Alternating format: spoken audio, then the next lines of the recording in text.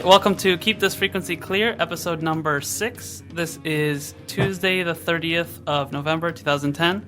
This is a music listeners podcast created for the purpose of analyzing and documenting the media, mostly music, that we're exposed to during the week.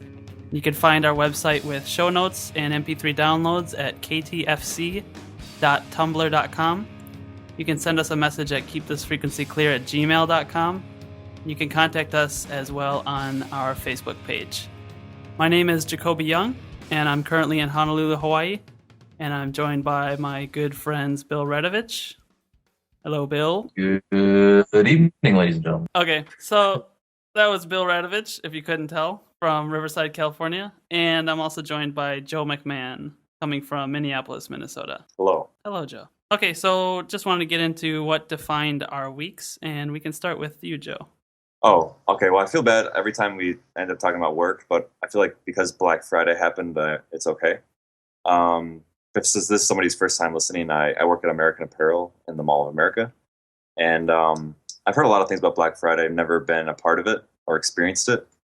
And we got there around 4:30, I guess. And just me and the backstock guy, 4:30 in the morning. And there was people sleeping outside of H&M and Urban Outfitters on our way to work. And it was ridiculous. It's probably like, we passed by Urban and there was probably like 70, 80 people waiting. And the only sale they had was like, they had 50% off their sale items. So it's like the shit nobody wants, like way cheaper than before, I guess. I don't know. Exciting. So, but anyways, we ended up opening. We were supposed to open at 6. We ended up opening at 5:30 because people were like yelling, like, "When are you guys opening? When are you guys opening?" And they were driving me crazy. So we ended up opening. Anyways, it was insane. The whole weekend was full of people, and it was a really productive and exciting time. In the sense that I hated every second of it. But yeah, it was just a really crazy weekend. It went by really fast and it was very chaotic. Clothes everywhere. Did you meet our friend Josh? Yeah. Yeah, he came in. It was great. Yeah, he I was like, this guy does not seem like he would be in the store. And then he's like, Jacoby and Bill said to say hello, and I was like, it like freaked me out because I think that was like the first thing he said. So I was like, wait, what? Who? Oh, hi. I was like, that's awesome. Funny. Yeah, so it was really nice seeing him. Did he tell you what he was doing out there? He said he was taking pictures. Yeah.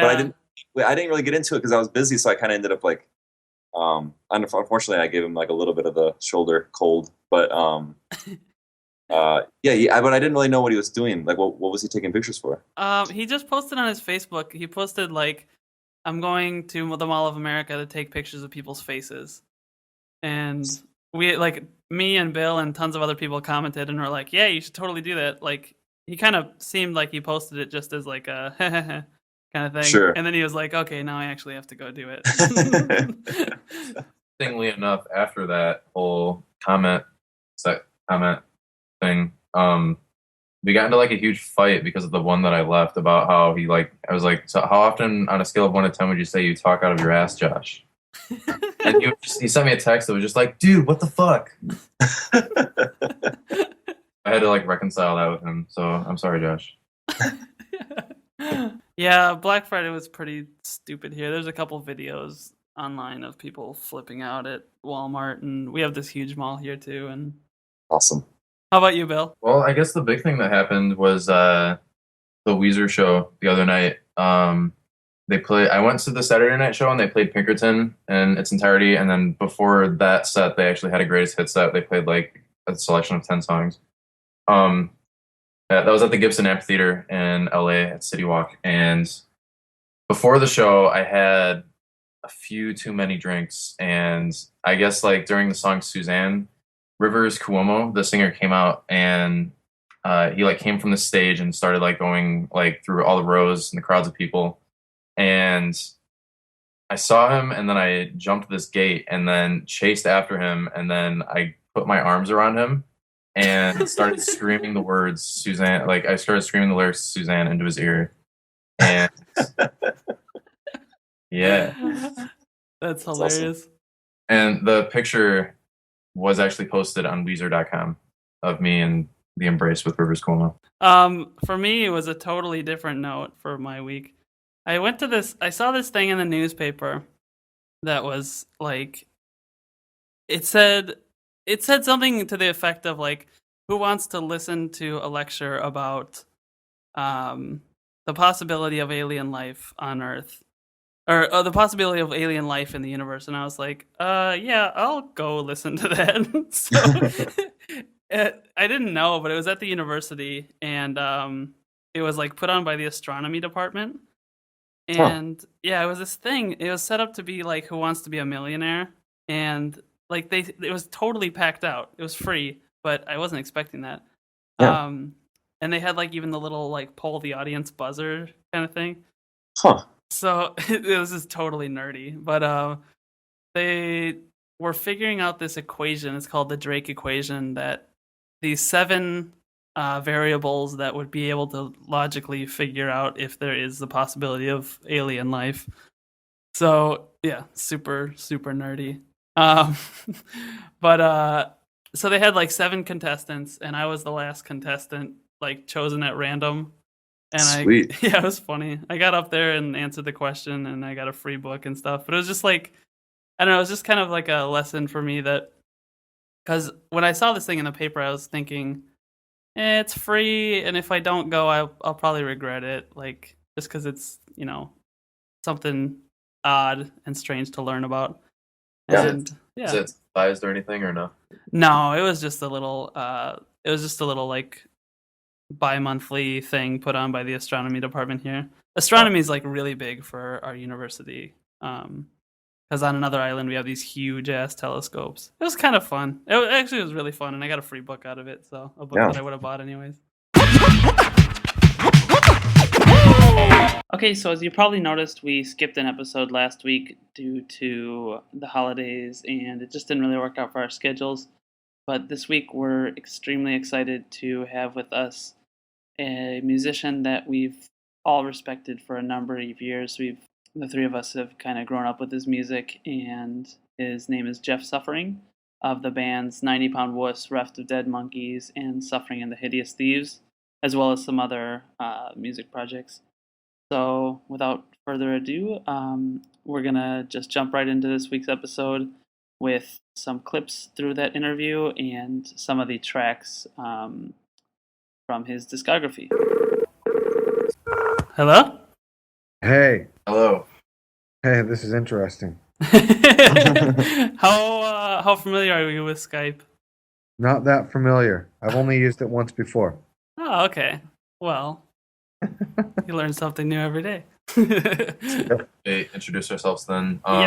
Yeah, Jeff, my name is Bill. I was the one that contacted you on Facebook. Hey, Bill. How you doing? Okay, hey. And I'm Joe. Hey, Joe. Okay, so 3 big Jeff Bettger fans. 4 if you're counting yourself. I think a good question to start off with would be, I don't know if you've heard this 1,000 times, but could you maybe tell us the story of how you adopted the name Jeff Suffering? Yeah, let me think for a second. We lived in this, me and a friend, the first place that we lived in when we moved out of our parents' house was this really small place, and my friend James, who I lived with a bunch of times throughout the years, it was cold. We just called it the House of Suffering. and we had this band that we were in. It was before 90 Pound Wuss that we called This Suffering. And we just started calling ourselves Jeff Suffering and James Suffering, and it kind of stuck more with me. And it translated really well when we were doing 90 Pound Wuss, and there was, I don't know, it just kind of stuck. It was kind of funny, kind of a joke at first, obviously, and then it just kind of, we just kind of kept going with it. It was pretty fun. Did it ever become like a self-fulfilling nickname at times with 90 Pound Wuss? Yeah, totally. 90 Pound Wuss was a strange name. That was up with that name. Yeah, that was like there used to be. Our drummer was super scrawny, and he took his shirt off, and we were making fun of him, and we called him a 90-pound weakling. And we just decided that 90-pound wuss was a good name. There was some pretty funny stories like we'd tell on tour. John, our first guitar player, John Himmelberger, used to get asked that same question, and he would kind of tackle it. And 90-pound wuss was on Tooth and Nail, and we were considered, at least early on, definitely a Christian band. And so we would oftentimes play churches and stuff, and people would be offended by the name wuss. And yeah, it was kind of funny. And so he made up this story about how Zacchaeus, since he climbed a sycamore tree, if anybody knows that story in the Bible, he said that Zacchaeus must have been 90 pounds because he must have been really small. So that's what it was about, which was complete BS. I mean, it wasn't true. So that was kind of funny that that's amazing. That really, that actually kind of ties into one of Bill's other questions. Yeah. The other question I have was, I was wondering if you'd experienced any backlash for being in a band with Christian themes like 90-pound wuss, and then you went over to Raft of Dead Monkeys, and then there were some instances of profanity in some of the lyrics, and I'm just wondering if like anything happened in that situation. Yeah, and in Raft of Dead Monkeys, basically it was sort of, well, I had this position for a long time. Like I like language, and colorful language is fine for me and appropriate under many circumstances. So Raft was sort of taking that to the extreme, and I think that we were just sort of kind of like being a little bit rebellious because we weren't on Tooth and Nail anymore, and they had stringent rules about like what language you sort of used. Mm-hmm. Very interested in hearing about that too. Yeah, just mostly because they were marketing, especially at that time. I don't know what they necessarily do now. I don't know most of their bands. I'm not familiar with as many these days, but yeah. So they had some. They just didn't want any language that would be overtly offensive, i.e., what's considered cuss words. So I think in Raft we just kind of. What actually happened was we had all these songs when we recorded our first EP, the DBM EP. We had all these songs, and we didn't have any words, and we were drinking beer and probably drank a little too much, and we just kind of started making ridiculous, absurd lyrics, and then we put them down, and they kind of were immortalized. I mean, it was basically us joking around, screwing around.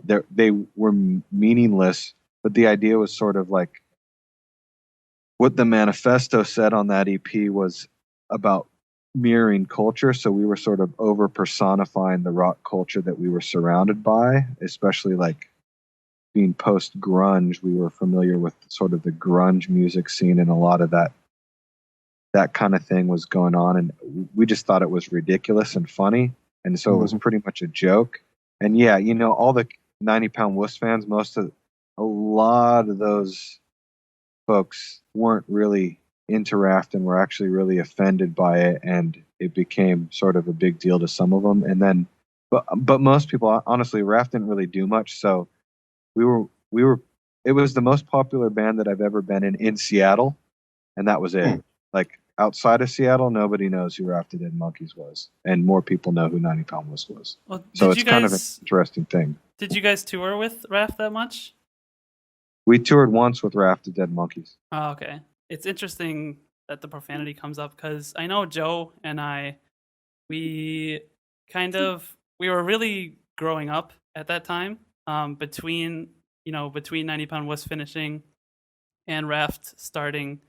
And I know that for me, I started seeing the world a little bit differently from being raised in a pretty conservative Christian home. And it was kind of interesting to be following a band that was going a similar route, I guess. Uh-huh. Does that make sense, Joe? Yeah, it totally does. I felt like it worked perfectly with where we were at. And it's kind of funny because I think the progression, I'm not really sure if I should say this because it's one of those kind of interview taboo things, but the progression from 90-pound wuss as a band, in my opinion, got better from each album. And as we grew up, we started knowing what good music was more. So as we grew up through the albums from 90 Pound Wuss, we were understanding how the albums were better as we got older. And I think even now, when we look back at Shorthand Operation, we see how great it is. And then obviously when Raft of Dead Monkeys came out and we were listening to them, it fit with where we were at spiritually and just sort of agedly as well. Yeah, Raft is a interesting time for me. I don't think I'd repeat it. It was where I was at when we were there, and there wasn't really I was actually pretty integrated and heavily involved with my church, so it wasn't even a blatant rebellion as much as it was like I knew that that's not what Jesus really cared about, was this swearing, just like he doesn't care about whether I smoke or drink. And so it wasn't, I just kind of had this license to sort of utilize my freedom in a way that tend to be kind of offensive, mostly to Christians. And I really didn't care. And I at the time, I just didn't.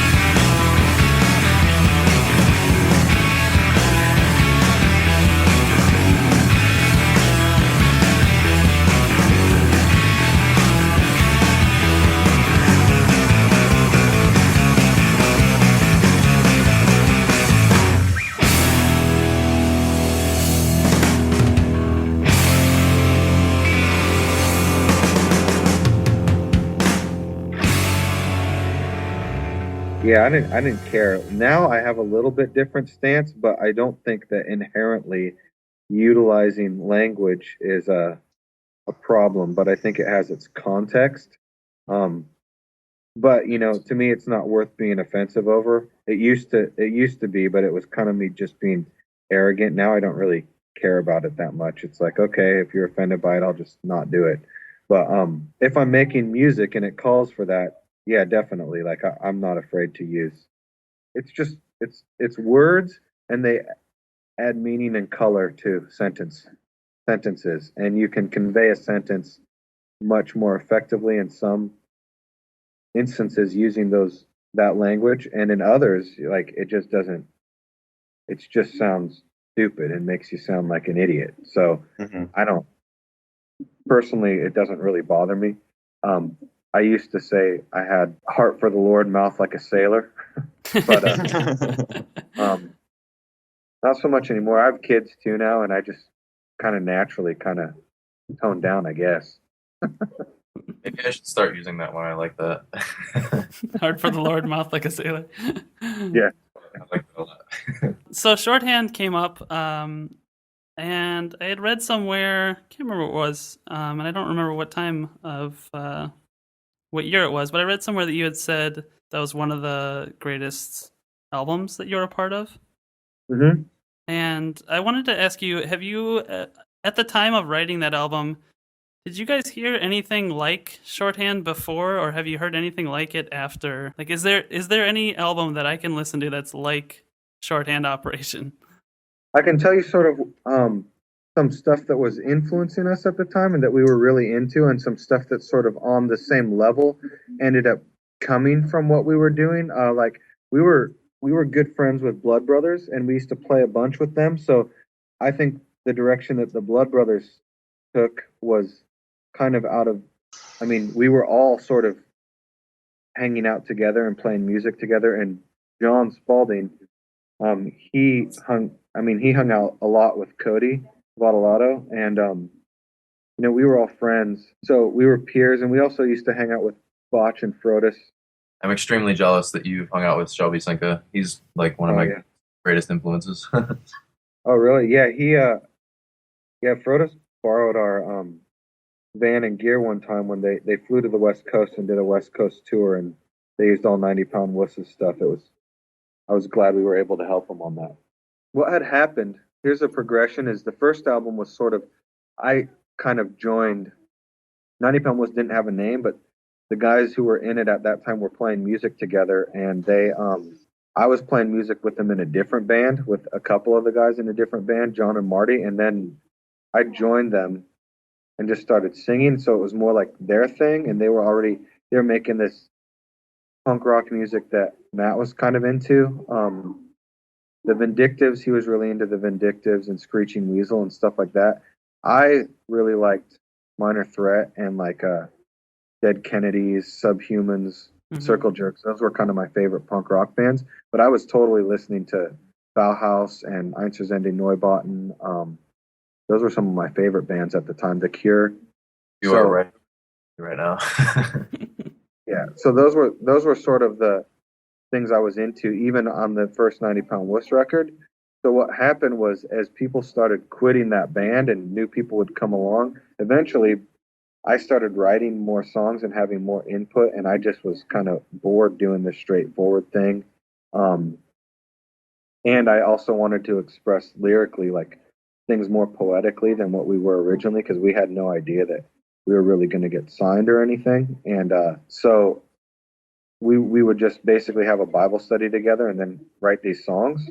And so a lot of it was straight from that point. And then later on, I just started incorporating more things in a poetic way outside of that context differently, probably filtered through the same worldview. But by the time we did Shorthand Operation, Marty was pretty much the only original member left besides me, and we didn't have a bass player, so I played.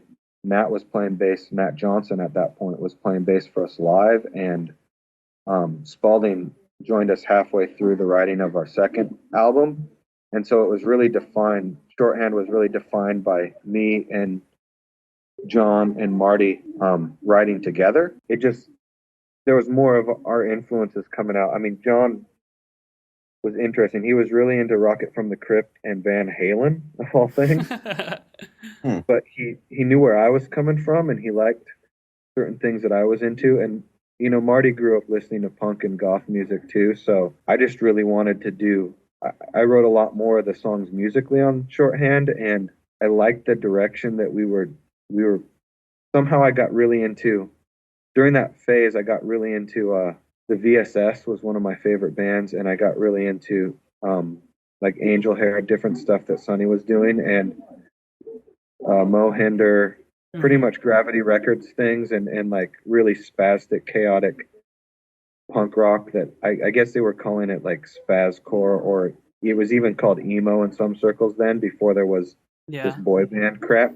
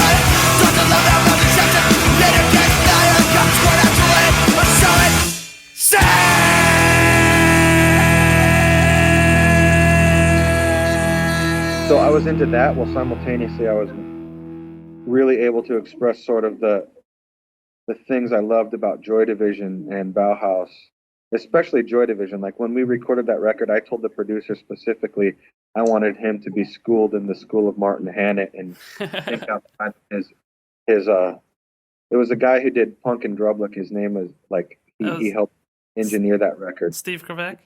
Yeah, Steve Kravac, and I just told him I want it to sound like Joy Division's Closer album.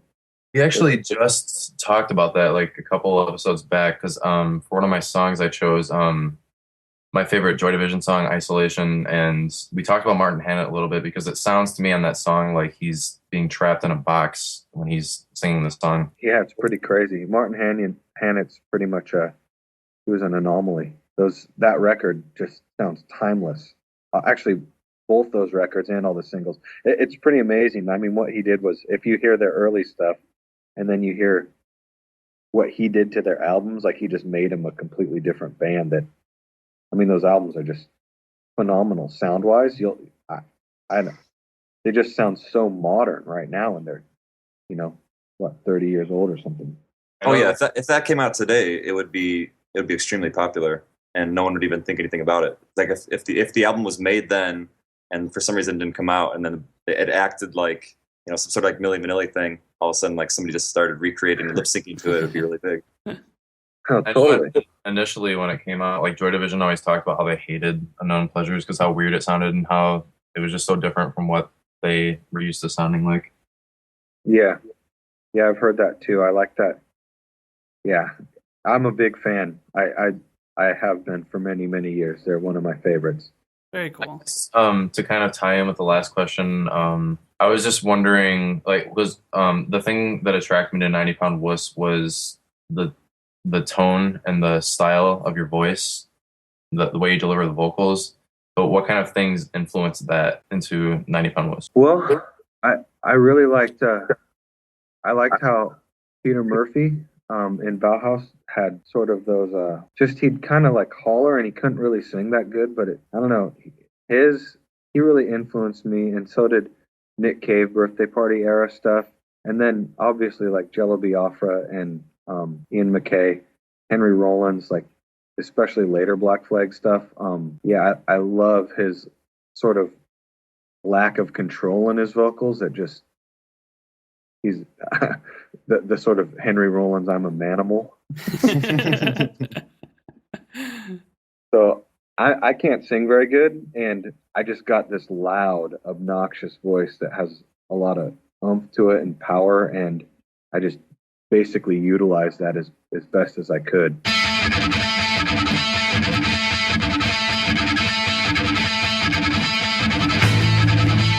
Victory draws closer, and death comes around me.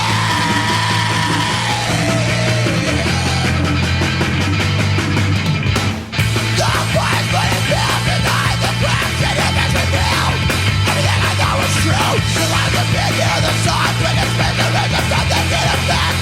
This month's a whole infected virus with lack of commitment and tripping vision. It's my fault as much as it's yours. It's my fault as much as it's yours. And it's like every day all the time I can do it, and I'll never forget you. There's all around I'm doing in the eye, and the song that takes the pain. And it's like every day all the time I can do it, and I'll never forget you. There's all around I'm doing in the eye, and the song that takes the pain.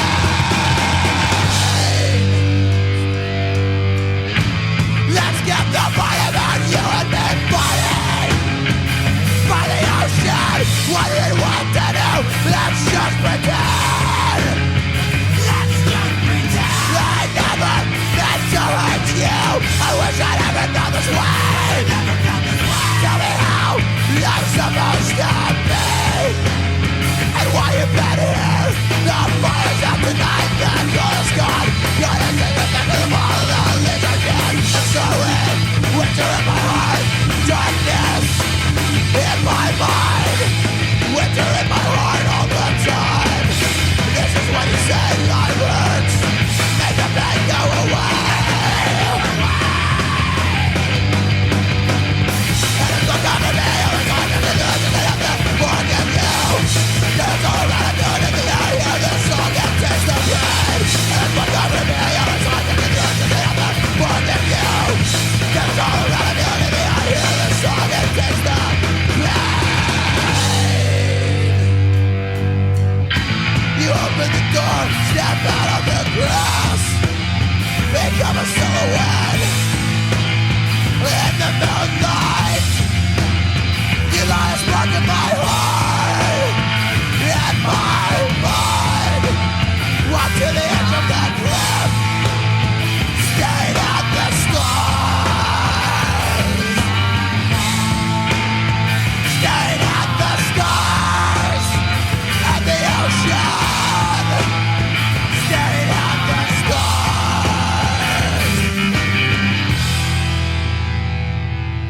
Yeah, I was gonna say, I really liked your vocals in the Dawning of This Night Divine, because it sounds like there's a huge conflict. Like, yeah, I really believe that you're going through like something really, really terrible.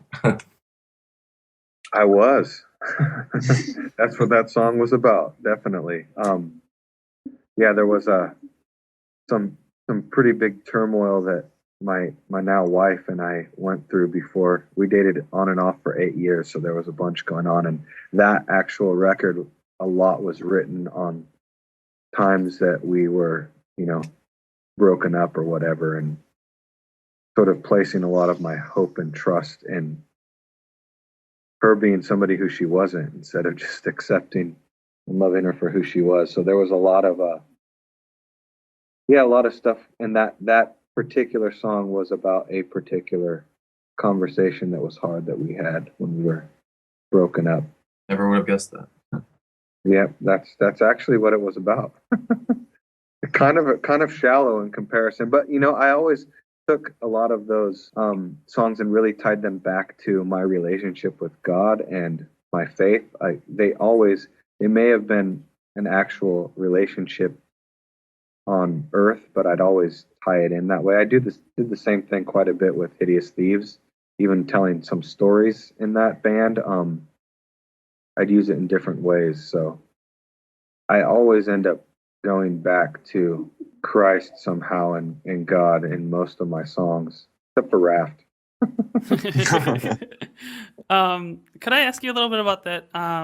Because the three of us were all raised Christian, and Joe's parents were actually my youth group leaders, and they were you'd say they're pretty liberal, right, Joe? Yeah. For the circles that were normal that we were in, we were definitely liberal. Yeah, sure. They were very based on grace, but at the same time, they didn't understand the music that we were listening to, which was a lot of tooth and nail stuff.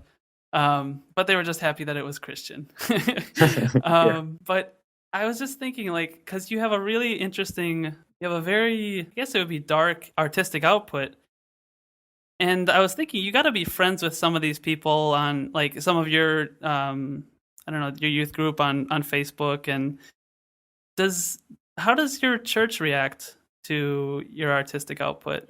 Are they familiar with it, or does that kind of stay separate? I actually worked at our church. I go to a church in Seattle called Mars Hill, and you've probably heard of it. Mm-hmm. Mark Driscoll is the preacher, and he oftentimes gets a lot of. He's pretty blunt, and oftentimes is misrepresented. They'll take stuff that he said out of context generally and make it sound way more controversial than generally it was delivered in the first place, all over the internet. And so I've been there. Matt Johnson, who was playing bass in 90 Pound Wuss on Shorthand, and then played drums on our last tour. He was also in Roadside Monument and Blenderhead and a bunch of other bands. He's a good friend of mine, and he's a pastor there. And I'm sort of working towards some of that stuff, but I worked there actually during Rafted and Monkeys. We had this club called the Paradox. It was in the U District, and it was the only all ages club, and it was actually owned and run by the church. And we did the first Bright Eye shows in Seattle and just a bunch of stuff. So we existed for 3 years. The city had these intense laws that made it impossible to do all ages music. So the church they wanted to do this club basically as an outreach. And essentially, that's where Blood Brothers used to play there all the time. We had Taking Back Sunday. It wasn't really a Christian venue. It was just run by a church, but it was mostly just regular bands. We had some Christian shows, but not very often. Mm-hmm. It was mostly just because I was already in those circles with those folks in the music that I did, and I just started booking shows there. And the first show was a Raft of Dead Monkeys, Tight Bros from way back when, and the Blood Brothers. And it was super successful, and we just kept doing it. And eventually, I just started doing it for my job, and the church was basically subsidizing the club because it didn't make a ton of money. And so I was working at Mars Hill during that time, and Raft was around, and I actually recorded the first Hideous Thieves record with a guy who's now a pastor at Mars Hill as well, named Joel Brown, and he was in Hideous Thieves for a long time. And we recorded it in that room, in the club room, on our free time on some ADATs. And so, yeah, they knew what I was doing, and it was just contextually made sense, I guess, at the time. So, yeah, I was actually pretty connected to the church at that time, and that's what I'm saying. What was interesting is that it wasn't like I was on this horribly out there rebellious stint or anything. and they understood, like this is language and it's culturally contextualized for what I was doing. It wasn't like that weird or anything in our city. And what happened was Raft started as a joke, and we started playing shows like opening up for Pretty Girls Make Graves and stuff, who like those bands were all our friends, and it got pretty popular and we were starting to get some bigger offers, and I had no interest in this joke continuing anymore, basically. And I felt like God was just telling me, like, okay, this is going to go in a direction and you have other responsibilities. You're married now and stuff. And I felt it was time to be done. I had started doing Hideous Thieves kind of on the side as this way to get the songs that I was interested in writing out.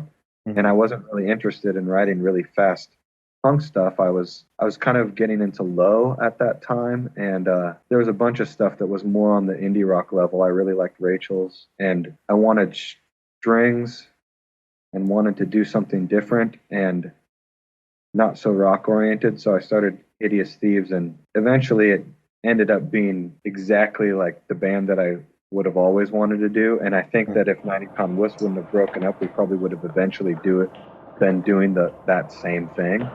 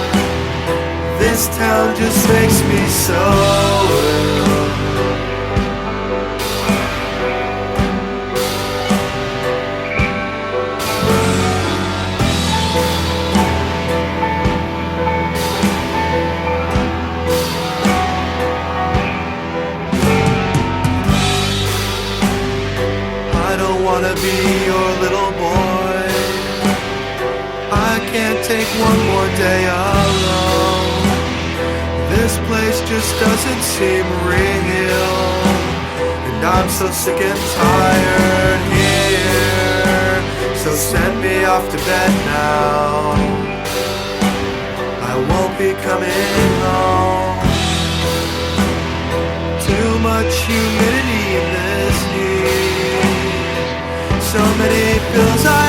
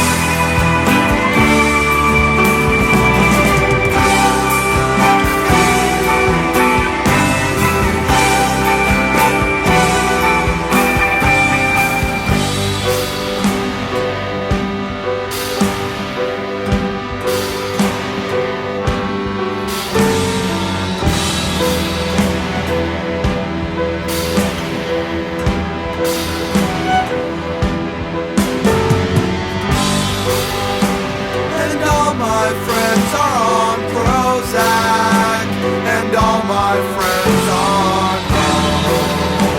and all my friends are on Prozac, and all my friends are and all my friends are on Prozac, and all my friends on and all my friends are on Prozac, and all my friends are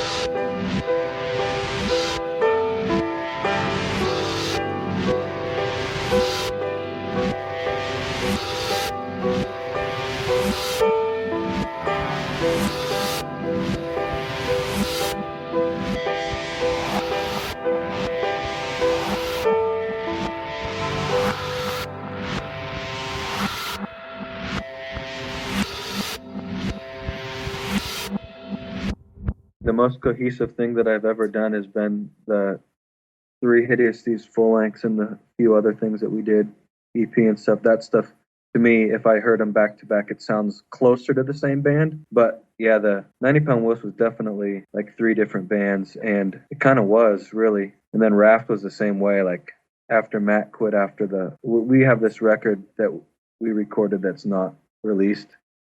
Joey the Pig Fucker, yeah. It's I don't know if it's still on the internet. You can find it somewhere. It was really funny. Some guy that I worked with hated this other guy that worked in the place, and his name was Joey. And he was a painter. This guy Ives was his name, and he painted this amazing picture, and that's what he entitled it.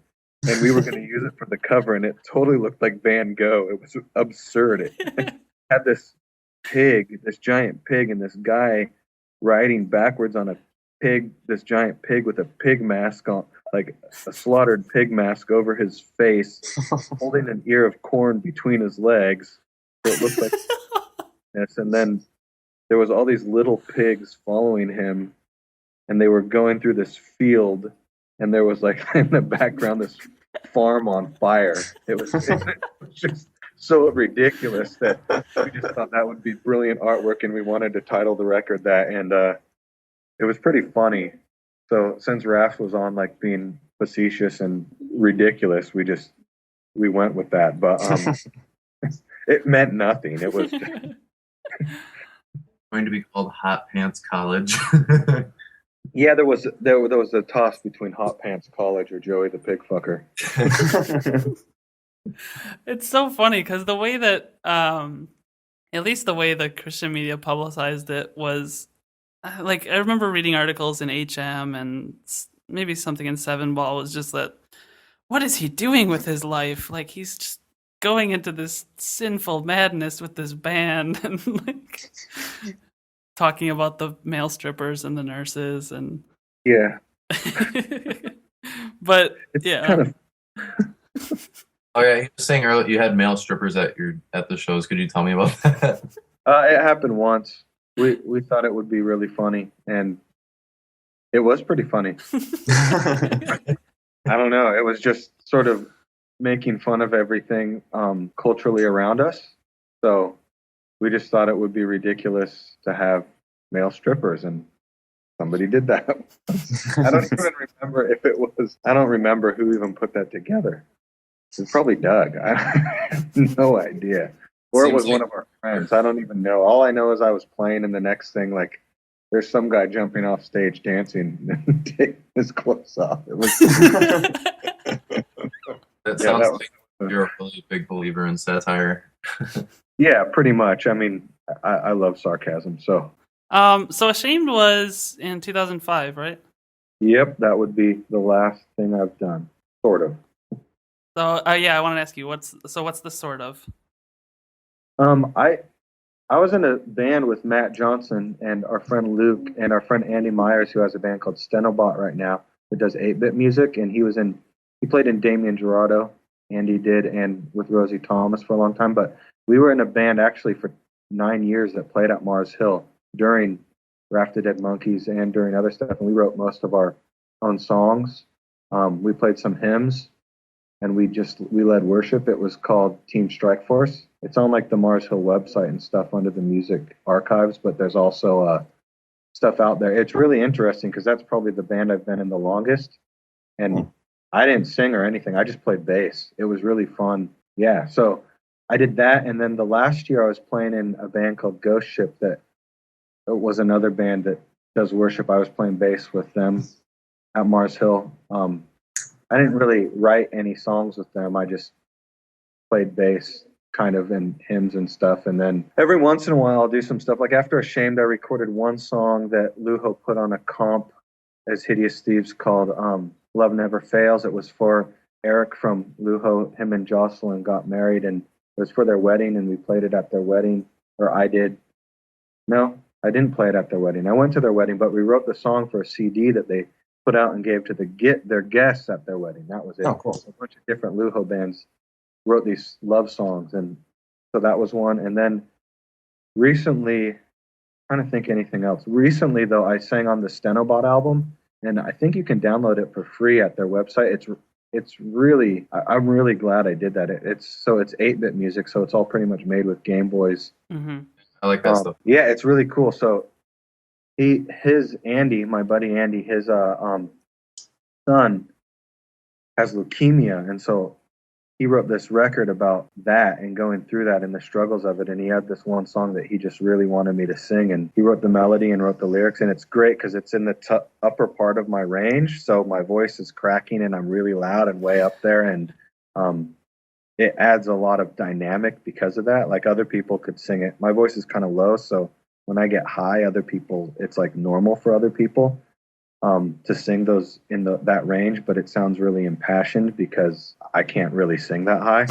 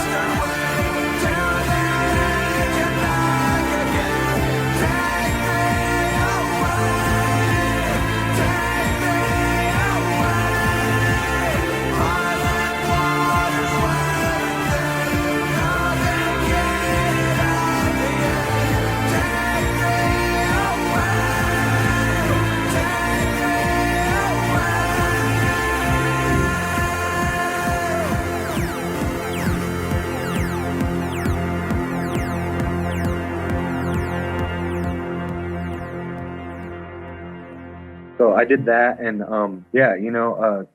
I really like right now. I'm just really into. I really enjoy playing hymns, and like I haven't written a song for a long time, but it doesn't really interest me. Sometimes I play songs that I've written, but a lot of times lately I just play hymns and songs other people have written. I played a show recently, just me and my friend Jared. He plays violin, and it was a mixture of songs that I actually played 2 songs from the first 90-pound wuss record because I had a request for him. We played Something Must Break and Shedding Blood. With the violin? Yeah, it was pretty That's interesting. awesome. Jared played guitar on those songs, actually. And then I played that Stenobot song. I played it, and Andy played a guitar part on it. He was at the show. And then what else? I played some Hideous Thieves songs, and then that's pretty much what I've done consistently is just played music at church. I really enjoy it. It's fun. I usually don't sing. If I do sing, it's background, so it's just me playing bass. So it's not like it's... We did do... Hideous Thieves did do a Good Friday service at Mars Hill a few years ago, and that was awesome because we got to really bust out some darkness. It worked really good because I usually musically gravitate towards is something kind of creepy. I just do that better than pop. What current bands do you follow? Lately, I've been listening to this band from, I think they're from England. They're called Wild Beasts. Oh, yeah, really good. That band. Yeah, they're really cool. Their last record was really great. And Yeah. there's this band from Brooklyn called Buke and Gas, which is one of the guys that has made instruments for Blue Man Group, and just him and one other person. It's really cool. It's pretty interesting. I've been listening to what have I been listening to? There's some, I don't know if I really follow any.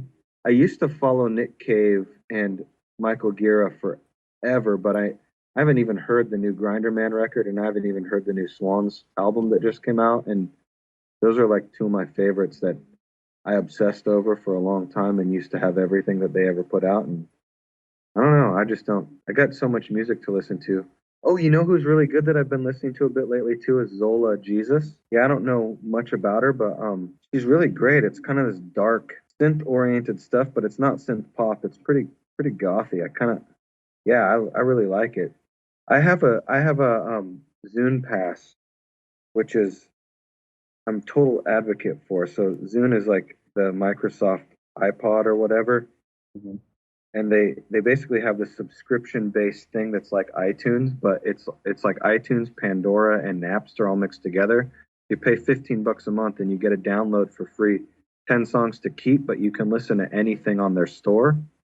So, like, you basically download anything that you want to listen to that's available and have it on your little iPod thingy and your MP3 player, and it just syncs up. And as long as you pay every month, you can keep those songs. So I've been discovering new music this last year because of the Zune, and I'm pretty into it. So that's how I got into Wild Beasts and Buke and Gas and Zola Jesus and stuff. I'd like hear somebody talk about it, and then I just go check it out, which is probably why I hadn't listened to much new music for years, was because I couldn't afford to buy any, and I just was done taking it from the internet, like with torrents. I mean, just wrecking my computer or whatever else, and I didn't want to risk it. It wasn't worth it in the end. So I've been actually kind of stoked to hear new music. Somebody can tell me about something. Oh, The Antword. Have you guys heard them? Yeah. Over the top. I kind of like that. I kind of been into that. I got obsessed with it for like a week. Like, I didn't understand it. I just couldn't understand it. Wrap my head around this thing. And their videos are crazy. It's so weird. Like, because it's kind of funny that you mentioned the weak part, because people, they do seem to like obsess about it for a short period of time, and then it's like, oh yeah, but they're like get really into it, and they post all the videos to Facebook, and it's like, oh, somebody's going through their D-Antword phase. Yeah. Oh, yeah. So I went through that phase probably a month ago. It wasn't that long. It was pretty recent. And then I pretty much I did get bored of it quickly, but I still think it's pretty genius. Oh yeah. I mean, their photos are incredible. It's just such a weird. I actually stayed in South Africa a little bit, and it's not like super popular there, but the kind of people and their kind of clothing and their setting is pretty common of the white South African population. Wow. It's kind of this like kind of backwards Australian type of Yeah. Culture. Oh. Yeah, that's crazy. Whole lot of like sausage eating and watching wrestling. Wow. Yeah, WWE is like huge there. Interesting. So yeah, I guess that's pretty much Zola Jesus and Buchan Gas and Wild Beasts I've been pretty into. I would recommend though for anybody, if you haven't heard Einstürzende Neubauten from Germany, like that's probably one of the most influential bands of mine ever, and The Birthday Party and Joy Division. But Neubauten is phenomenal. I've always seen the name, and I've never been able to remember it when it comes time to actually look up. I've always seen it like, listed in magazines, but I never can remember how to spell it when I actually want to go look them up.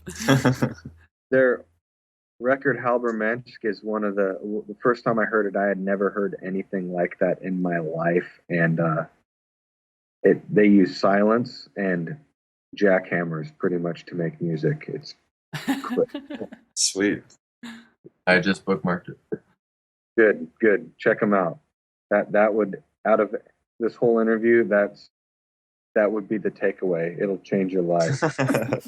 Well, thanks so much, Jeff. Really You're means a welcome. lot to us. Yeah. Let me know if you need anything else. Definitely. Cool. I'll talk to you guys later. Have a Thanks great a lot, evening. Jeff. Thanks. Great night. Bye. All right, so that was episode 6 of Keep This Frequency Clear. We add new episodes every Tuesday on iTunes and on our Tumblr, ktfc.tumblr.com. You can email us at keepthisfrequencyclear@gmail.com for any questions, comments, or topic submissions. If you want to know more about some of the songs that we played or about Jeff Suffering, please email us and we'll see what we can do for you. All right, just want to say thank you to our panel. Big thank you to Joseph McMahon out in Minneapolis. It's my pleasure. Great episode. And a big thank you to Bill out in Riverside, California. Good evening. Thanks for listening. I think Nostalgia is probably like the best 90 Pound Wuss song. Okay. Yeah, that's cool. Yeah, I like all that. Bill, did you just tell him what the best 90 Pound Wuss song is? That's good. That's perfect. I actually think you're probably right. I like that. There's aspects of so many that I happen to enjoy. I still listen to that record occasionally, and I really do like it. And a lot of artists don't seem to listen to their stuff, but I actually had fun making those records and like the sound of them, so I do.